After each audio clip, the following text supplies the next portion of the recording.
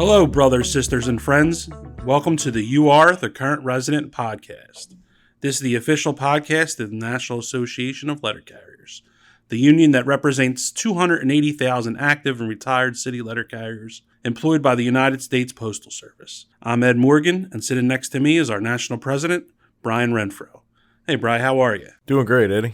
Glad to be with you again. So I know right after this you're headed out the door. Where are you headed to? Our brothers and sisters in Chicago in Branch 11 are having a rally really to get the word out to the media and kind of inform the public about some of the crime, the robberies, the difficulty that we're having with that. So just to raise awareness. So I'm going to fly out there this evening and take part in that. We'll have several members of Congress there and a lot of media coverage of it. So hopefully that'll bring some awareness to the issues that are going on there in Chicago and can replicate that in some other locations. Looking forward to seeing our good folks there in Chicago. Tell Elise I said hello. Will do. So this week we want to get into questions about HIPP, the Heat Illness Prevention Program.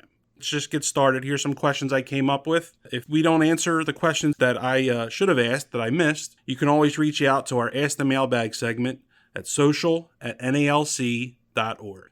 For those of our listeners that don't know, what is HIPP training? So HIPP, as you mentioned, stands for Heat Illness Prevention Program, and this is a program, a plan that the Postal Service has had in place for a few years now. And essentially what it's designed to do is include several different elements that should protect workers from the hazard of extreme heat.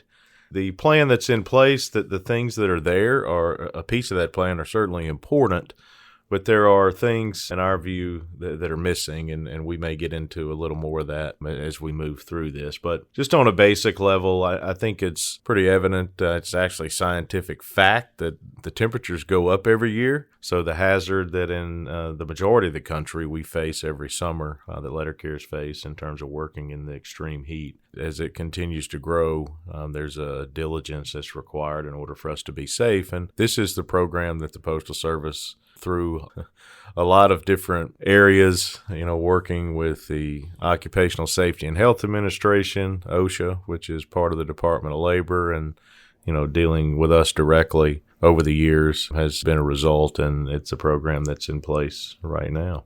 Can you give me a little history on HIPP? Sure. For a long time, the Postal Service did not have a national HIPP, and if we rewind about 10 years and go back to 2012, 2013, somewhere in that time frame, we began to see an increase in the number of letter carriers that suffered from heat illness. And, unfortunately, over the years, we've even had a few deaths as a result of heat illness. So I mentioned OSHA earlier. They began to issue citations against the Postal Service where you had employees, some rural carriers, but mostly city carriers, that suffered from heat illness as a result of the work they were doing every day out on the street.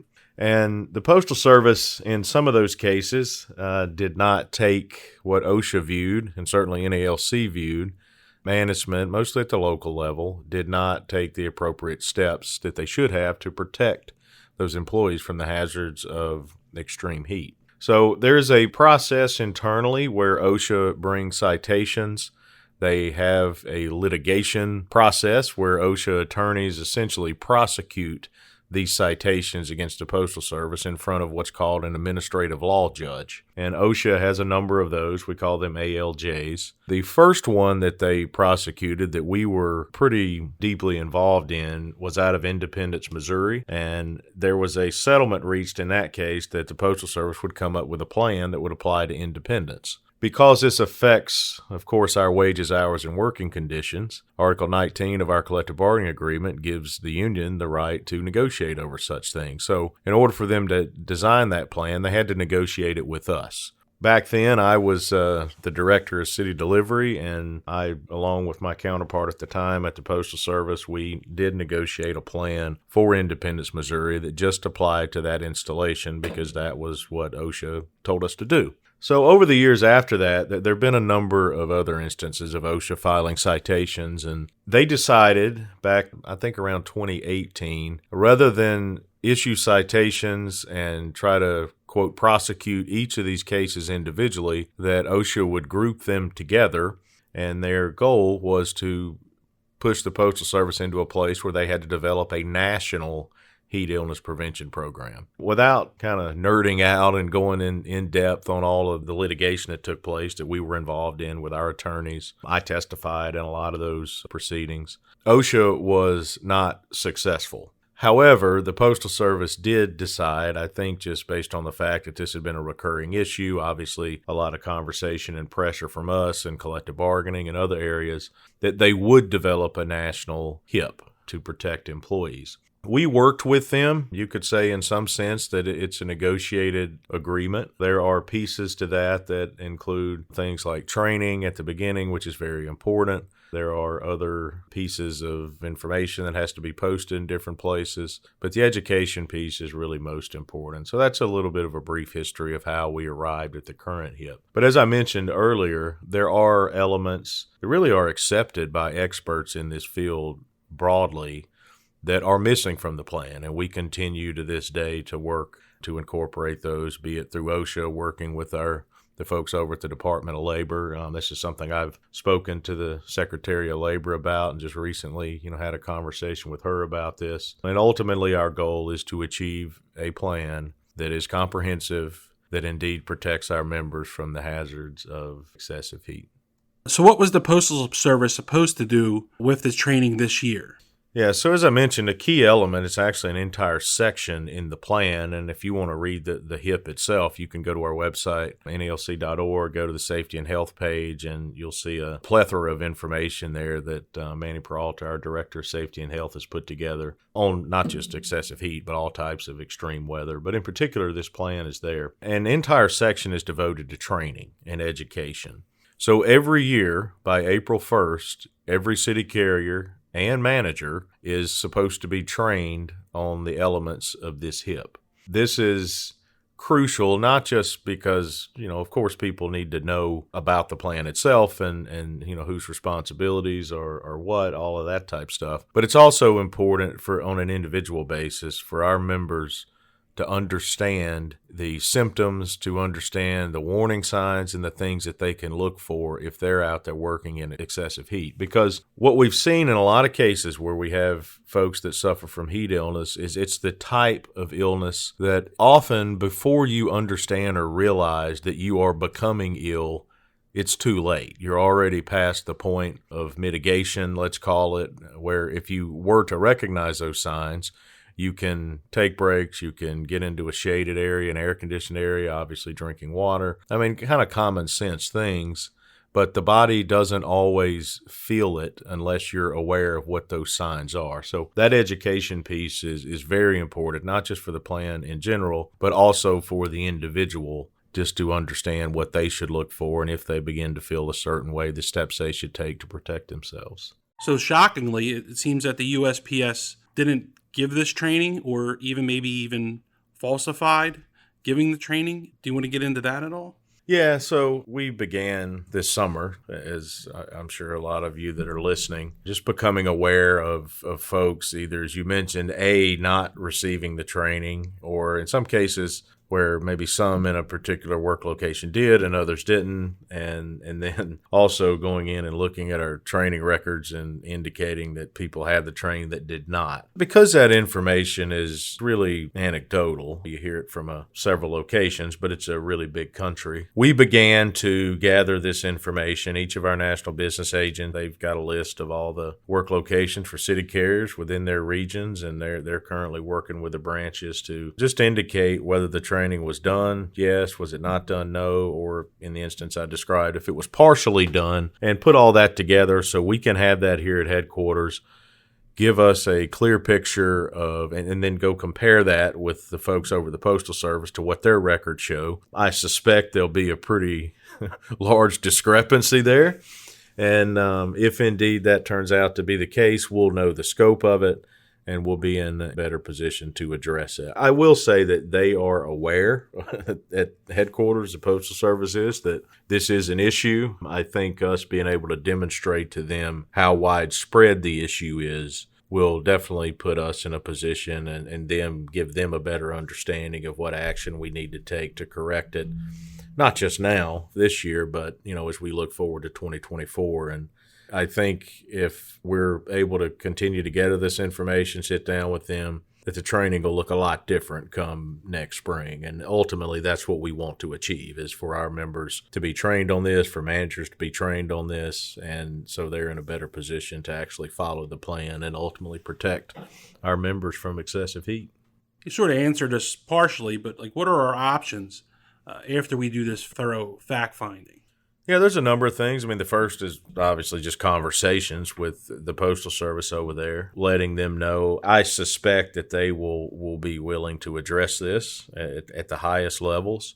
But there's others too. There's our communications with folks at OSHA and over at the Department of Labor, and we will definitely make them aware of this. And then there's other possibilities. We have the ability to do a lot of different things. There's potential legal avenues. There's obviously, things in our collective bargaining agreement. This could at some point turn into a national level grievance if that's the direction we feel like we need to go. So there's a number of different opportunities there. Could you explain what a national level grievance is? Sure. So a national level is in a lot of ways similar, but in a lot of ways very different from the grievance procedure at the local level that a lot of you listening to this are familiar with.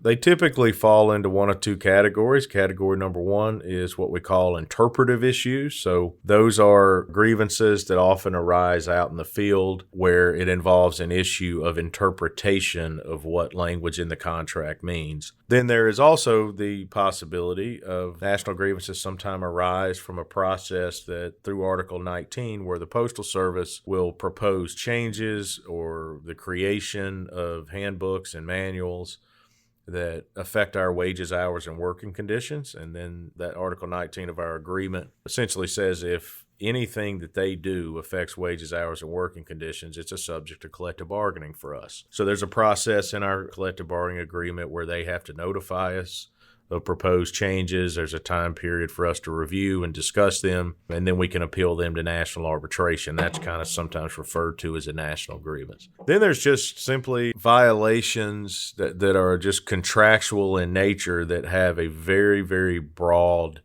impact. So things that are, for example, this would not be something typically that a local manager just chose to do, but a recent national grievance that we had that's pending right now has to do with the security of postalese in light blue that resulted in a few hundred of our members not receiving a paycheck. That's the type of issue that we would grieve as just a straight Article 15 type grievance at the national levels. There's multiple ways. This is one that could become a national grievance just that this HIPP training is out there. Article 14 on safety and health, has very firm commitment really from both parties that are party to the agreement in terms of the things we'll do for health and safety. So this could potentially, turn into a national grievance. My preference would be to get it addressed outside of that process, because that typically happens quicker. But if we're not able to do that, then we certainly won't hesitate to go in the direction of a grievance if that's what we need to do to get it addressed. I know putting the cart before the horse here, we want to get this, solved at the easiest level possible and the lowest level possible, or of course in your way, the highest level possible. But how would a national grievance work? And what kind of realistic timeline do national grievances have? I know we're talking in generalities here, but I know our members kind of have questions along these lines. And why does it take so long? Or why does it take as long as it takes, I guess, would be a better question. Yeah, they do sometimes take a while. Scheduling of national hearings for national grievances is very different than at the local level. Basically, the parties have to agree of which case we're going to schedule. So currently right now, we have a very small number of pending grievances at the national level, probably the fewest we've had in a long, long time. For a few reasons. Number one, we've done a pretty good job over the last 6-8 years, I guess, of resolving them, the ones that were pending.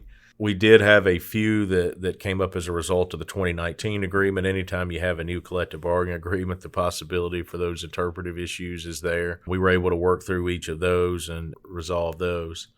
So we have a pretty low caseload. I think we only have 4 or 5 that are pending right now. But it does take longer because once one is initiated, you have the scheduling process with a national arbitrator, which is different than the arbitrators you may see at the local level or at the regional level. So the regional level, each of our regions has a panel of arbitrators that hear their cases, and there's prioritization for certain types of cases, and those are scheduled through our NBA office working with the Postal Service every month. At the national level, we have currently one national arbitrator. His name is Dennis Nolan. We do not have, as I mentioned, very many cases pending, and when we solicit dates from him, he will give us a number of dates throughout the year. We have to agree to schedule that case. What has happened over the last few years is the most recent cases that we've had come up have been the cases that we have gotten the Postal Service to agree to schedule. Now, most of those have been resolved. But if we were to initiate another grievance here, we would probably be looking at dates late this year or sometime in 2024. We would have to agree with them to schedule the case. Then there's also the piece that once a national grievance is filed on an issue, any grievances that are pending or initiated thereafter at the local level, or that could be an informal A or formal A or step B, or even if they're impasse to arbitration, those cases get held for that national until that national case is resolved, be it through settlement or through an arbitrator's award. So the impact of having that national case, the time it usually takes to get them scheduled, is not just with that particular case, because all the other cases out there are held. Our process moves very fast compared to our sister unions, who most of them have more cases pending than we do. But it's still at the national level is just by the nature of the process and the fact that, we have one arbitrator. It does mean that it usually, I won't say it always takes longer than a regional grievance, but it is usually a matter of months before we're able to get it forward to hearings. We certainly want to make a difference with this particular issue as soon as we can and be in a position where when we roll around to next spring, we're in a place to have a lot better training conducted and get our folks educated and ultimately, as I mentioned earlier, protect us from the hazard that this plan is intended to protect us from. Okay, so what should every steward be doing right now in terms of their investigation for this HIPP training? Yeah, just if you don't know already, find out, did the training happen or did it not? And let your branch or your NBA office know that. That is the most important thing. If you have instances of your local management trying to push people, things like asking them about stationary events or telling people that, they can't take comfort stops or rest breaks they need for heat, any of that kind of stuff, that could potentially be subject of a grievance. If it's something where, someone is consistently pushed and they're not feeling well or unfortunately results in some type of heat injury, be sure to communicate that to your branch. Let your NBA office know. That's the kind of stuff that's useful to us up here, and we've had a pretty good success rate in getting those things addressed. So those are the main things right now. Essentially, it's just doing the job of a steward and enforcing the collective bargaining agreement, but also understanding that when it comes to the heat, just like the cold, and when that's extreme in some places, that doing what needs to be done to keep our people safe. And the last thing is just encourage. If you're a steward out there, you're by nature of your position a leader in your station where you work. Encourage the folks you work with, your brothers and sisters, that to be sure they're educated themselves on what the warning signs of heat illness are, what they should look for, any type of information. There's, as I mentioned, a lot available on our website. You could get out to them, but that would be something that you could do to help your brothers and sisters out, just to be sure that they understand what to look for and what they need to do themselves to avoid that hazard. And it's always a good time to thank your steward. I just want to thank all the stewards out there that do a great job defending our brothers and sisters on the workroom floor every day. You guys are tremendous. Yes. Okay, and our last question we got is, what should every member be doing in terms of heat safety? Just educate yourself. This is one of those issues where regardless of what the Postal Service does or doesn't do, regardless of what your manager may tell you or try to push you to do, we all have the ability to protect ourselves here. And, that can only come through education, you being aware of what you need to do, Very simple things of taking care of yourself. Like if it's a really hot day, it's too late to start drinking water once you get out there and get hot. Begin hydrating early in the morning and just take care of yourself. There's nothing that can happen out there. There's nothing that's important enough for any letter carrier out there for us to put ourselves in danger. So become familiar with the warning signs and all that stuff, as I mentioned, is out there on our website. And most importantly, just take care of yourself. Great. Those are the questions I had about HIPP. If I missed your question or you want to add to our question list, we always have our Ask the Mailbag segment in future episodes. We can circle back and try to answer your questions on HIPP or anything you have, any questions you have involving our union. You can ask our mailbag at social@nalc.org. All right, so now we're in our Ask the Mailbag segment. We have a question from Glenn Gibson. If you ever do put in your questions, make sure you leave your branch. We'd like to know where from around the country you're listening. Glenn Gibson wants to know he'd like to see training nationally for basic items like how to file a grievance, key features of our contract that come up often, and when references are made to the contract, where to find them. He just really wants to know. He's a shop steward. He wants to get more involved, and he wants more information and more training. Can you talk about any kind of upcoming training we're going to have? Yeah, so Glenn, that's a great question, and you asked the question to the right people because there's no folks around here that love training more than Eddie and I.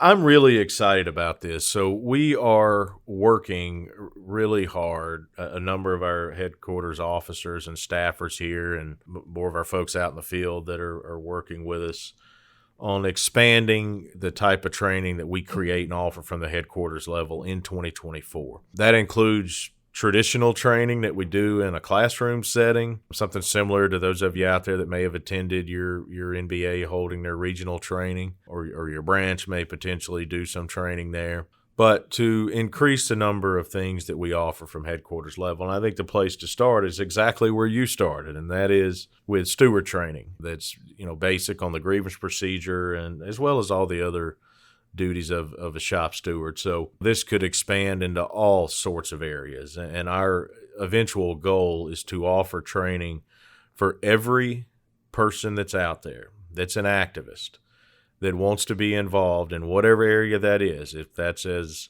shop steward and a grievance representative, if that's representing our members in OWCP, if that's someone that's involved legislatively and politically, if you're someone that's involved in community service, potentially doing more along the lines of the current branch officer training that we have. There's all kinds of opportunities that are out there, and we're working hard on that. And we intend to, later on this fall, kind of introduce and roll out what we plan to do for 2024 and beyond. That's kind of in the classroom setting. And another thing that I'll mention that I hope will really resonate with those of you that are podcast listeners, Eddie and I are both pretty prolific podcast listeners.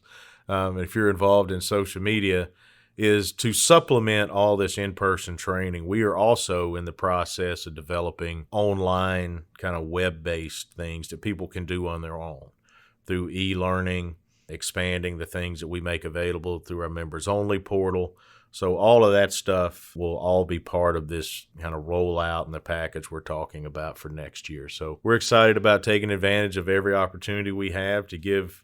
We already have, if not the most active, certainly one of the most active memberships among any union in this country. I mean, that's pretty well known around this city in Washington, D.C., and we're excited about giving our folks the opportunity that, look, even if you're not in a position because of whatever circumstances to attend in-person training, things that you can do on your own to learn. So we've got a lot of really intelligent, dedicated, smart people working on that stuff, and we're excited to get that out to you. So I'm sure you'll hear more about that in future episodes, but really good question. Yeah, thanks, Glenn. Our next question comes from Jim Adcock, and he wants to know, when is this terrible legislation, the windfall elimination provision, going to be amended? He knows that Congress never likes to give us our money back, but he would really like some relief for the retirees. So can you just give us an update on the WEP GPO bills? Sure. So another really good question, and for those that are listening, I'll give that may not be as familiar with it. Let me give a very brief background. This has to do with Social Security. So there are two things that are out there that are part of the existing law that came about in the 1980s, called the Windfall Elimination Provision, or WEP, W-E-P, and the Government Pension Offset, called GPO. In a nutshell, what these do is for a lot of retirees, in our case, civil service retirees for the most part, it unfairly reduces your Social Security benefits. It's a little bit complicated in terms of the impact on each individual. Trust me, if you're out there and you're impacted, you know what it is, because you're not getting the money that you essentially earn by paying into the Social Security system. The idea legislatively would be just simply to repeal those two provisions that are in the current law. There is a bill out there right now. It is H.R. 82. Ironically, the same number as the bill was in the previous Congress. We currently have a bipartisan majority of that Congress, of the House, that are co-sponsoring that bill, 288 of them. It is the leading sponsor on the bill that actually introduced the bill is Congressman Garrett Graves from the state of Louisiana.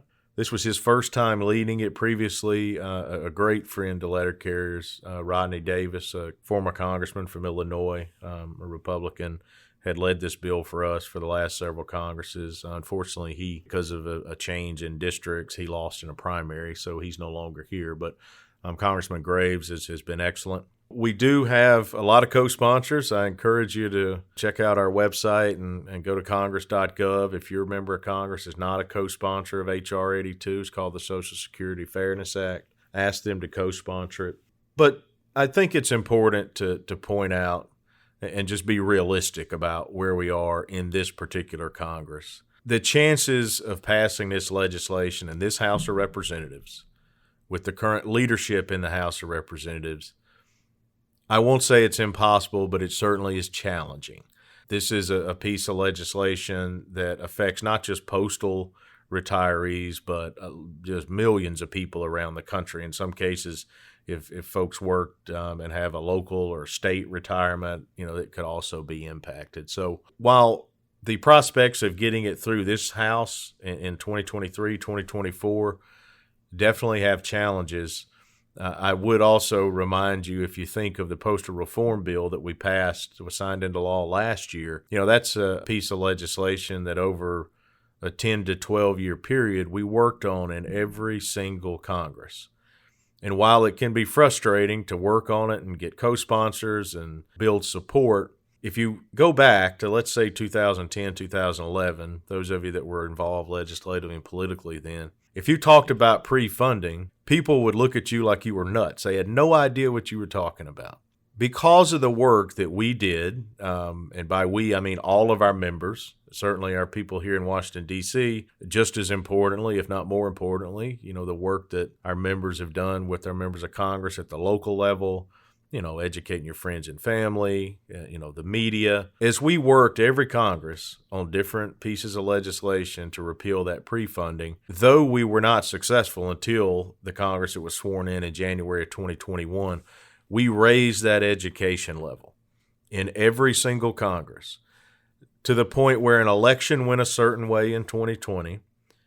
The right leadership was in place in the House, in both, not just in the House and in the Senate, but also in the committees of jurisdiction. That's important too. And this repeal of pre-funding was just the universally accepted fix. And that was not the case before. Going back to H.R. 82, to repeal the WEP and the GPO, even if we're not successful in getting that done in this Congress, the work we do for the rest of this year and next year is still very important, because it builds support, it raises awareness, it raises education, that when an election goes the right way, and hopefully that's in 2024, the right leadership is in place in both houses of Congress, in the committees of jurisdiction, and also in the White House, you are primed to pass a piece of legislation like this.